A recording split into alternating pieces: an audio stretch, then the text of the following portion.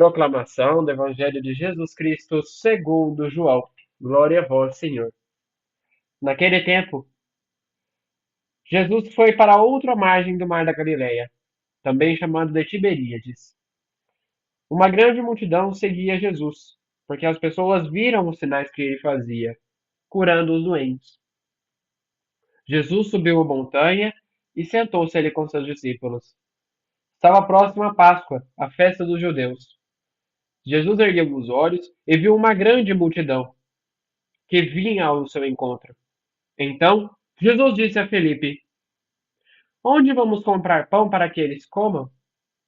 Jesus falou isso para testar Felipe, pois ele sabia muito bem o que ele ia fazer. Felipe respondeu: Nem meio ano de salário bastaria para dar um pedaço de pão para cada um. Um discípulo de Jesus, André, o irmão de Simão, Pedro, disse: Há aqui um rapaz que tem 5 pães de cevada e 2 peixes. Mas o que é isso para tanta gente? Então Jesus disse: Fale para o povo se sentar.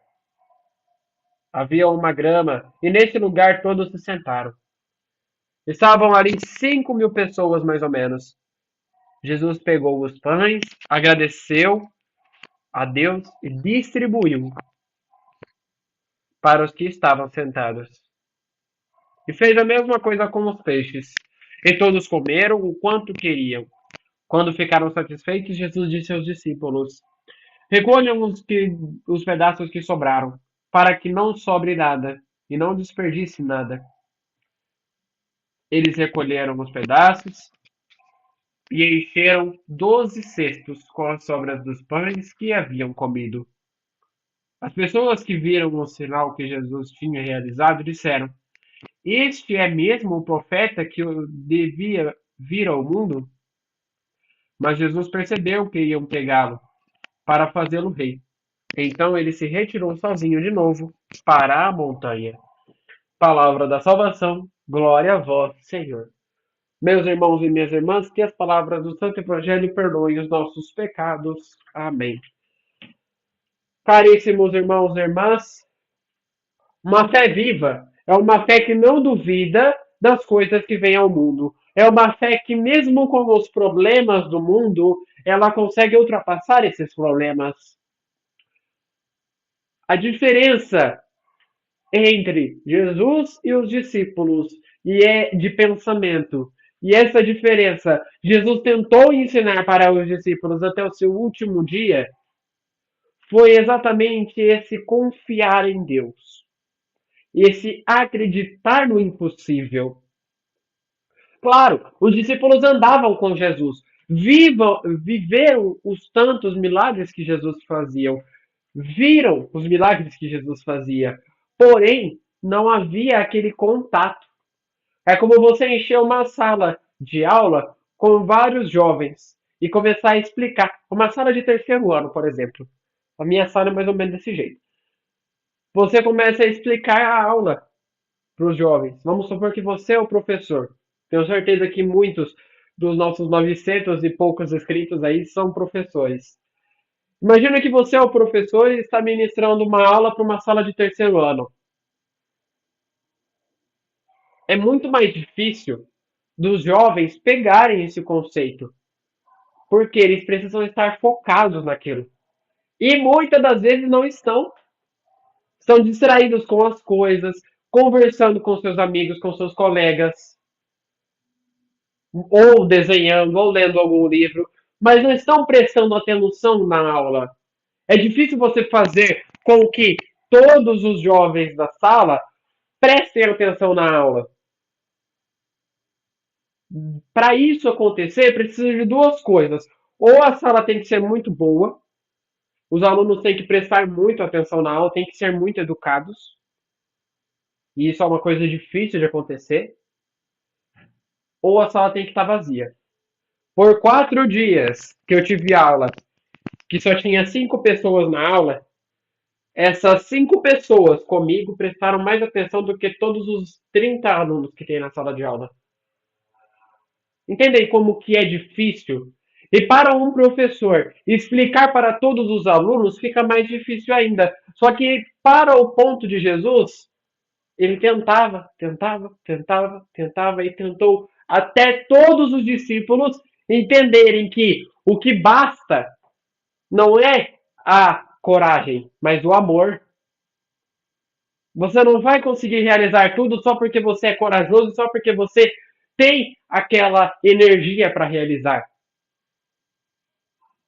Tem muitos que fazem coisas que outras pessoas não conseguem por causa dessa energia, dessa disposição. Só que muitas das vezes a gente não tem essa disposição. Quem vai realizar isso para nós? O Espírito Santo.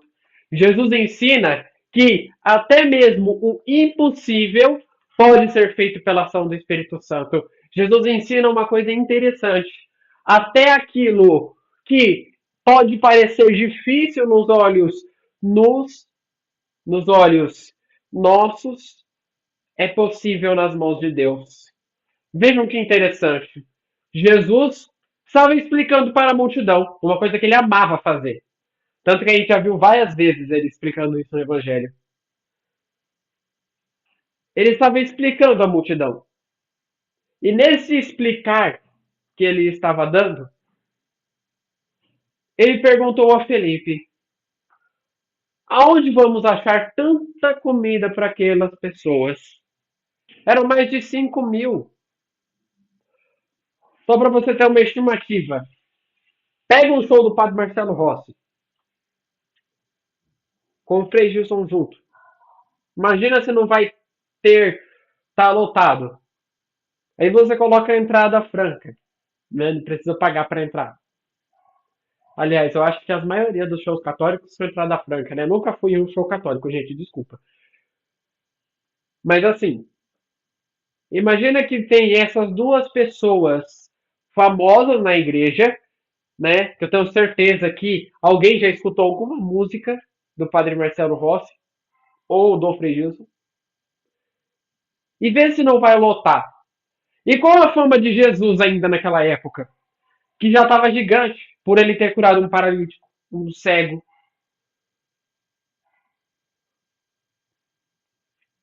E tantas outras doenças. No caso dele, a fama dele era gigante. Todo mundo queria ir ver ele. E o Evangelho dizia isso. Então você faz essa somatória. Havia muita gente naquele local. Pessoas de todas as idades. E Jesus pergunta para Filipe: aonde vamos achar tanta coisa, tantos pães para dar de comer a essas pessoas? Jesus faz essa pergunta para Felipe, e é uma pergunta interessante porque ele faz essa pergunta para cada um de nós no nosso momento de dificuldade. E agora? Como vamos solucionar isso?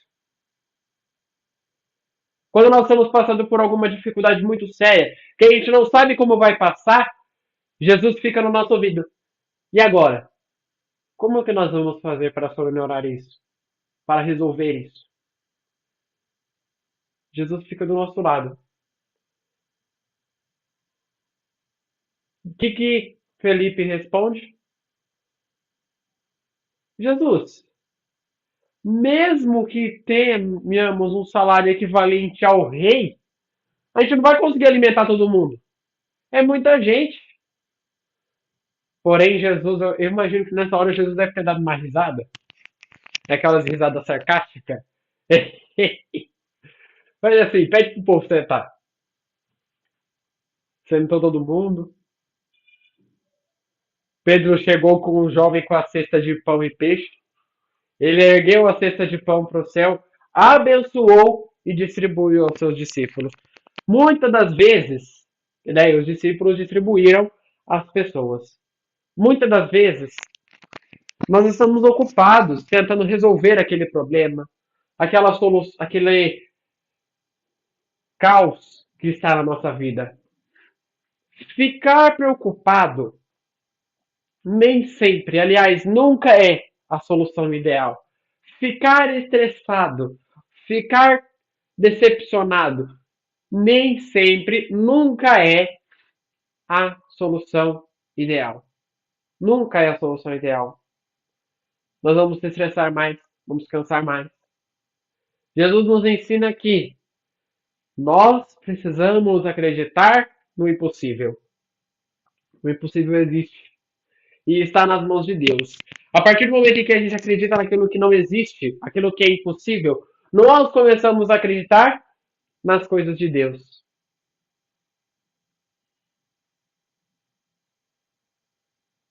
É impossível uma rosa seca no frio dar flor. Mas incrivelmente isso já aconteceu. A história de Santa Rita conta que uma a Madre Superiora pediu para que Santa Rita fosse regar uma roseira que já estava seca no inverno. E lá em Cássia, na Itália, o inverno neva. Imagina o inverno naquela época. E ela foi regar. Incrivelmente, aquela roseira deu flor. Faço novamente a pergunta que eu fiz ontem no Diário de Santa Faustina. O que está te preocupando? O que está te perturbando? O que você diz? O que você fala que você não vai conseguir passar? Quem te magoou? E Jesus vira para você e fala: e agora? Porque ele fala esse e agora não é para você chorar, não. Mas é tipo para dar um chacoalhão. Vamos! Levanta!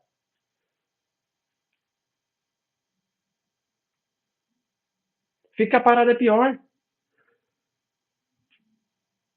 Para todo o problema, nós precisamos tomar uma solução. Ficar parado não ajuda a resolver nada. Aliás, só piora a situação. E é isso que o encardido prefere. Que nós não realizemos nada. Porque quanto mais nós choramos, nós se revoltamos contra a vida.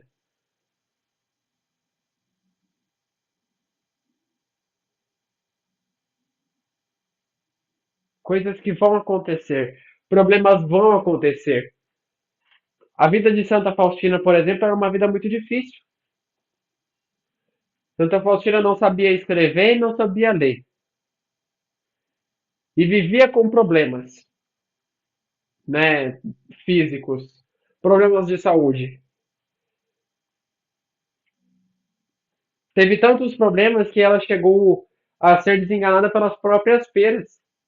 As freiras viravam para ela, as irmãs viravam para ela e falavam: "Vixe, Santa Faustina não vai durar não." Porém, Jesus confiou a ela a missão mais difícil: escrever um diário e divulgar o terço da misericórdia. O que aconteceu? 25 anos depois, nesta terça-feira, quarta-feira, acho que foi quarta, foi quarta-feira. Nesta quarta-feira, celebramos o aniversário de 25 anos da canonização de Santa Faustina. 25 anos. Eu não era nem nascido nessa época. Pois é. Se Jesus fez o impossível na vida de Santa Faustina, se Jesus fez o impossível na vida de Santa Rita de Cássia, o que ele não pode fazer na sua vida? Acorda! E agora?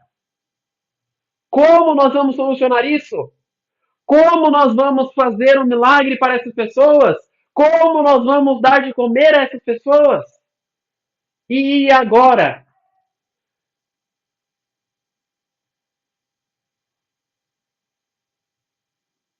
Finaliza o evangelho de hoje com essa pergunta. E agora? O que você vai fazer para solucionar essa missão que Jesus colocou na sua vida? E agora? Rezemos juntos. Pai nosso, que estais nos céus, santificado seja o vosso nome. Venha a nós o vosso reino. Seja feita a vossa vontade, assim na terra como no céu. O pão nosso de cada dia nos dai hoje. Perdoai as nossas ofensas, assim como nós perdoamos a quem nos tem ofendido. E não nos deixeis cair em tentação, mas livrai-nos do mal. Amém. Agora, o Espírito Santo é necessário. Agora, confiança em Deus é necessária. E não ficar chorando. Levanta-te e anda. Que no dia de hoje fique na paz e na alegria de Deus.